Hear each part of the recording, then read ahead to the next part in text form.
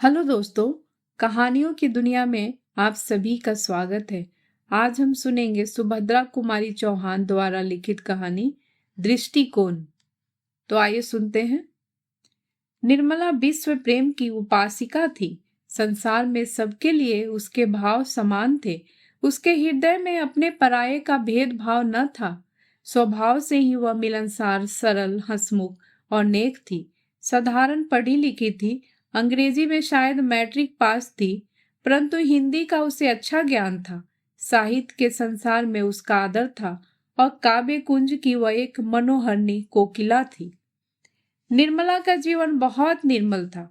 वह दूसरों के आचरण को सदा भलाई की नजर से देखती। यदि कोई उसके साथ बुराई भी करने आता तो निर्मला यही सोचती, कदाचित उद्देश्य बुरा न रहा हो, भूल से ही उसने ऐसा किया हो। पतितों के लिए भी उसका हृदय उदार और क्षमा का भंडार था। यदि वह कभी किसी को कोई अनुचित काम करते देखती तो भी वह उसका अपमान या तिरस्कार कभी न करती। प्रत्युत मधुरतम व्यवहारों से ही यह उन्हें समझाने और उनकी भूल को उन्हें समझा देने का प्रयत्न करती। कठोर वचन कह के किसी का जी दुखाना निर्मला ने सीखा ही न था, किंतु इसके साथ ही साथ जितना वह नम्र, सुशील और दयालु थी, उतनी ही वह आत्माभिमानी, दृढ़ निश्चयी और न्याय प्रिय भी थी। नौकर चाकरों के प्रति भी निर्मला का व्यवहार बहुत दयापूर्ण होता। एक बार की बात है, उसके घर की एक कहारिन ने तेल चुराकर एक पत्थर की आड़ में रख दिया था। उसकी नीयत यह थी कि घर जाते समय वह बाहर ही चुपचाप लेती चली जाएगी। किसी कार्यवश रमाकांत, जो उसी समय वहां पहुंच गए, तेल पर उनकी दृष्टि पड़ी। पत्नी को पुकार कर पूछा, निर्मला, यहाँ तेल किसने रखा है? निर्मला ने पास ही खड़ी हुई कहारिन की ओर देखा। उसके चेहरे की रंगत स्पष्ट बतला रही थी कि यह काम उसी का है, किंतु निर्मला ने पति को जवाब दिया, मैंने ही रख दिया होगा, उठाने की याद न रही होगी। पति के जाने के बाद निर्मला ने कटोरे में जितना तेल था उतना ही और डालकर कहारिन को दे दिया और बोली, जब जिस चीज की जरूरत पड़े मांग लिया करो, मैंने कभी देने से इनकार तो नहीं किया। जो प्रभाव कदाचित डांट फटकार से भी न पड़ता, वह निर्मला के इस मधुर और दयापूर्ण बर्ताव से पड़ा। बाबू रमाकांत जी का स्वभाव इसके बिल्कुल विपरीत था। थे तो वे AA में एक कॉलेज के प्रोफेसर, साहित्य सेवी और देशभक्त, उज्जवल चरित्र के नेक और उदार सज्जन, पर फिर भी पति पत्नी के स्वभाव में बहुत विभिन्नता थी। कोई चाहे सच्चे हृदय से भी उनकी भलाई करने आता तो भी उसमें उन्हें कुछ न कुछ बुराई जरूर देख पड़ती।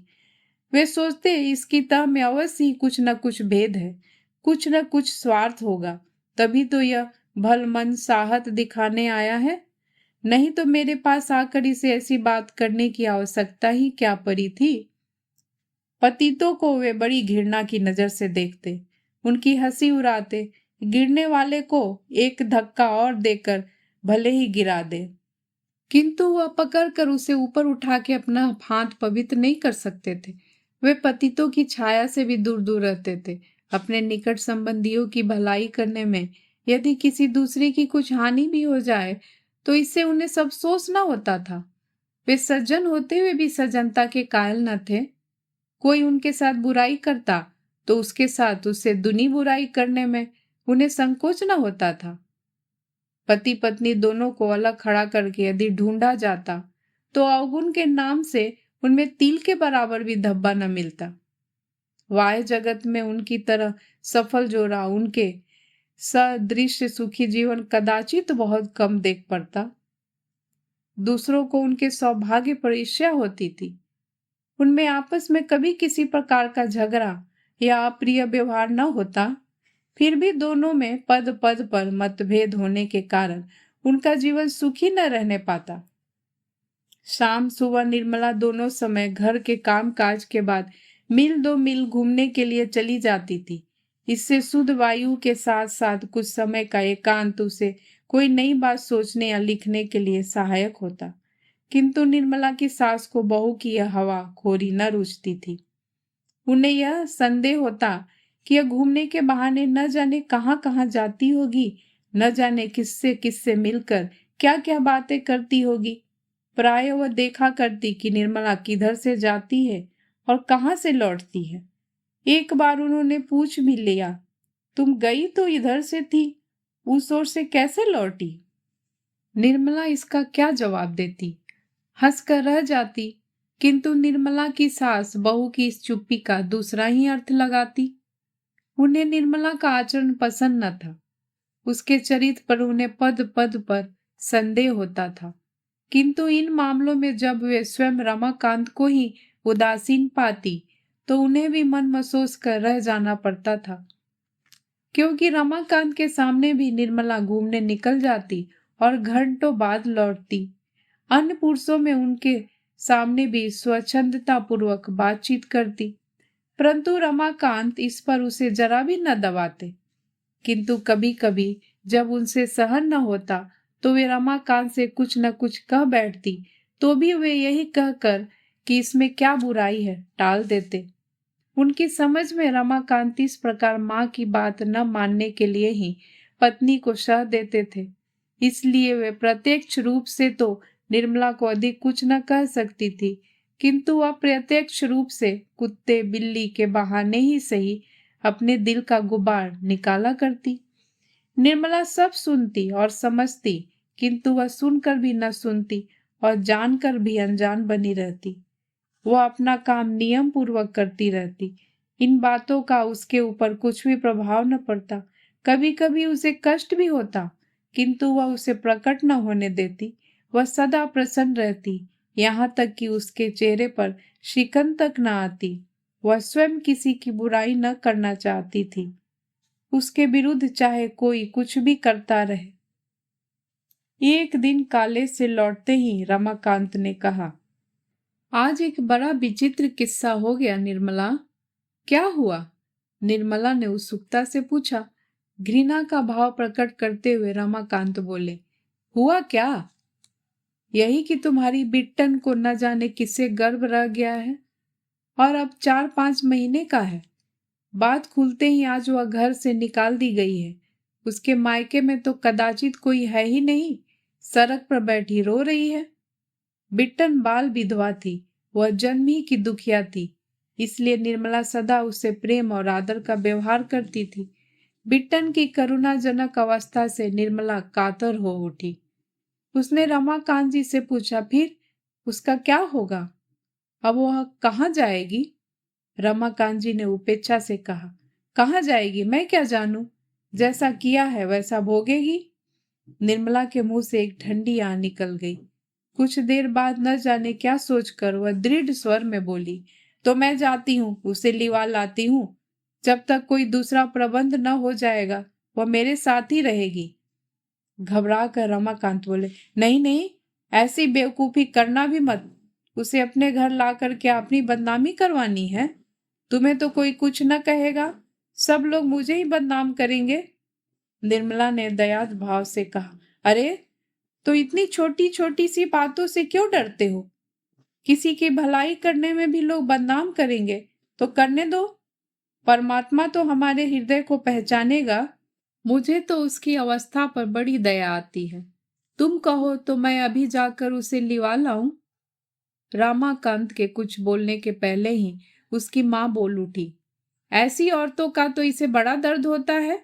घर में बुलाने जा रही है, जाए कहीं भी मुंह काला करे।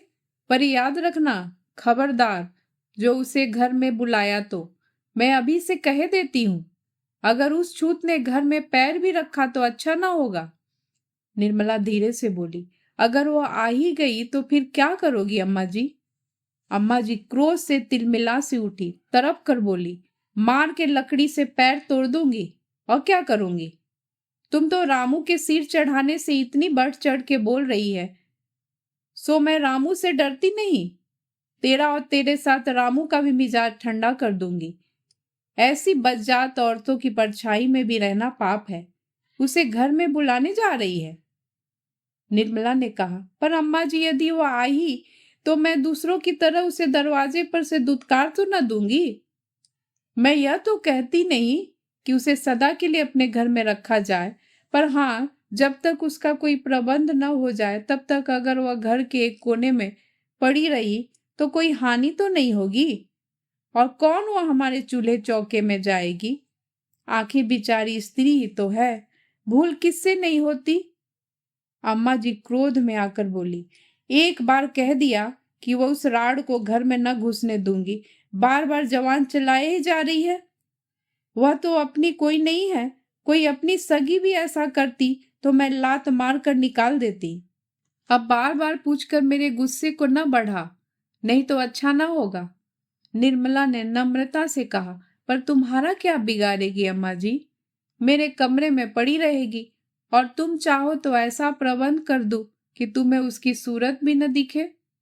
और फिर अभी से उस पर इतनी बहस ही क्यों? वह तो तब की बात है ना, जब वह इसमें आश्रय मांगने आवे।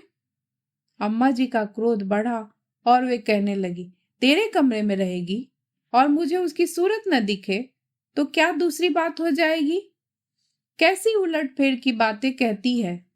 तुझे अपने पढ़ने लिखने का घमंड हो तो उस घमंड में न भूली रहना। ऐसी पढ़ी लिखाई को मैं कौड़ी के मोल के बराबर भी नहीं समझती। धर्म कर्म से तो सदा 100 गज दूर, और ऐसी कुजात औरतों पर दया करके चली है धर्म कमाने। वारी औरत, जिसे मोहल्ले भर में किसी ने अपने घर न रखा उसे अपने घर रखेगी।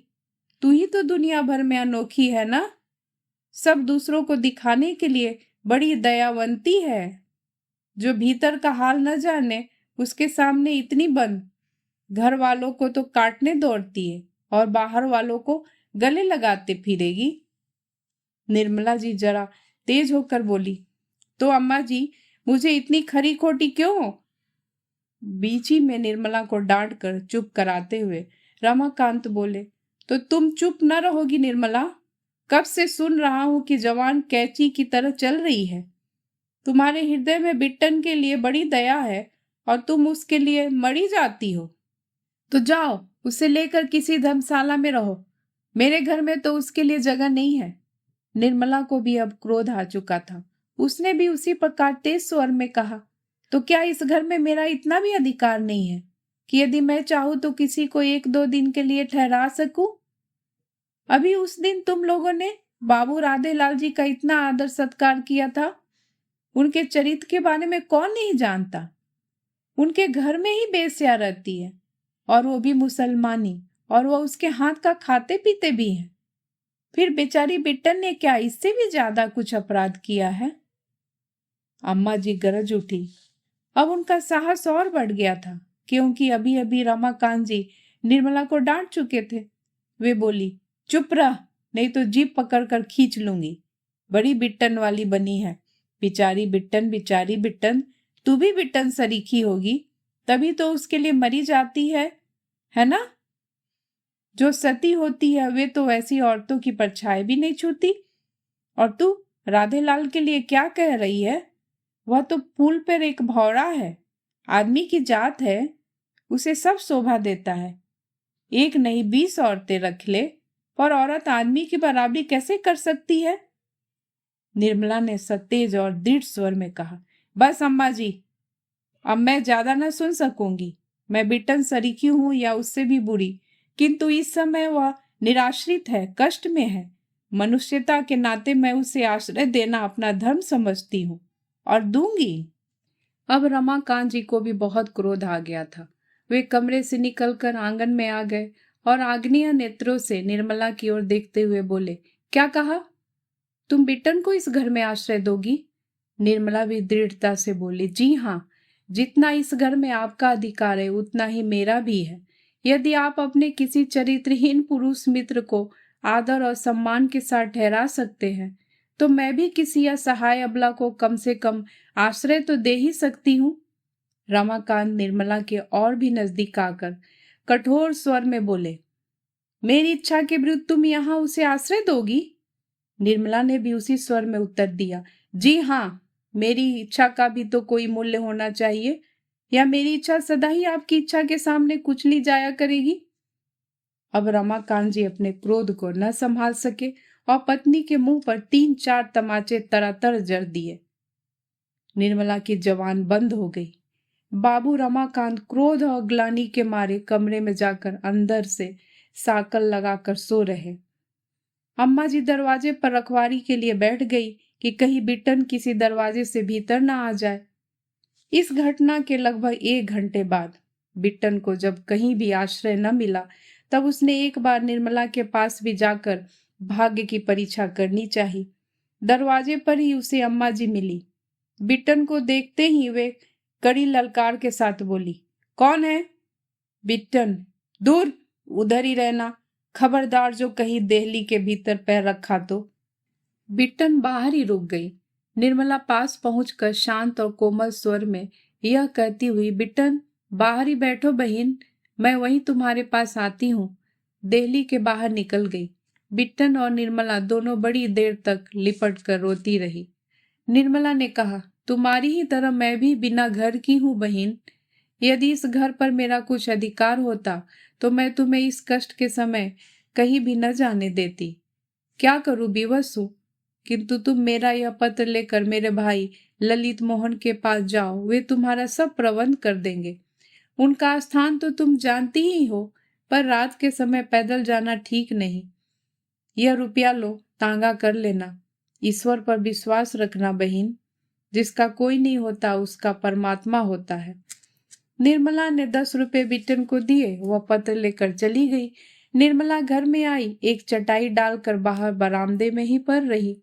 सवेरे उसकी आंख उस समय खुली जब रमाकांत उठ चुके थे और उनकी मां नहाकर पूजा करने की तैयारी कर रही थी। निर्मला नित्य की तरह उठकर घर का सब काम करने लगी, जैसे शाम की घटना की उसे कुछ याद ही न हो। यदि वह मार खाने के बाद कुछ अधिक बकझक करती या रोती चिल्लाती तो कदाचित अपनी इस हरकत पर रमाकांत जी को इतना पश्चाताप न होता जितना अब हो रहा था। उन्हें बार बार ऐसा लगता कि जैसे निर्मला ठीक थी और वे भूल पर थे।